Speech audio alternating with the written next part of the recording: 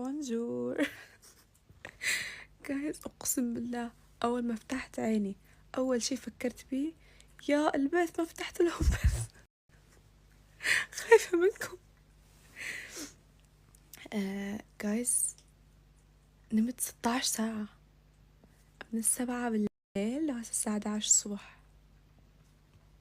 انا ما عندي حل وسط، لو انام ساعة واحدة باليوم لو انام 16 ساعة. المهم صراحة بعيدا عن كل شيء اول مرة اصحى عيوني مو حمر تشوفون وده احس روحي شبعانة النوم.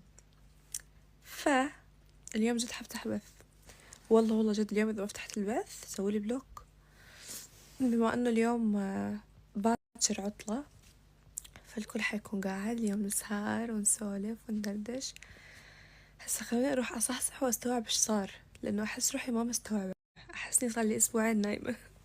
اسمعوا بليز خلاص كافي تحسسوني بتأنيب الضمير، كلها كاتبت لي انتظرنا البث انا اسفة.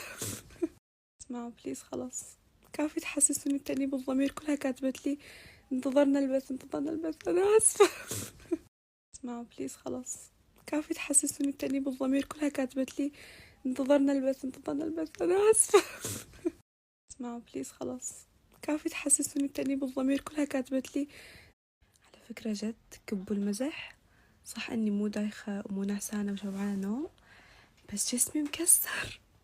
احس دابيني من برج خليفة، اقسم بالله واقعة من برج خليفة، احسني واقعة من انا، كلش جسمي يوجعني لحد الان ما قمت، خايفة اقوم واوقع بالكعب.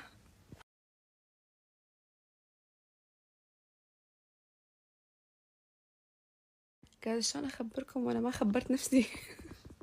انا قلت رح انام نص ساعة واقعد. قاعدة شلون اخبركم وانا ما خبرت نفسي.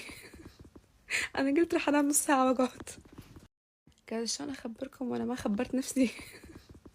انا قلت رح انام نص ساعة واقعد. قاعدة شلون اخبركم وانا ما خبرت نفسي. انا قلت رح انام نص ساعة واقعد. قاعدة شلون اخبركم وانا ما خبرت نفسي. انا قلت رح انام نص ساعة واقعد. قاعدة شلون اخبركم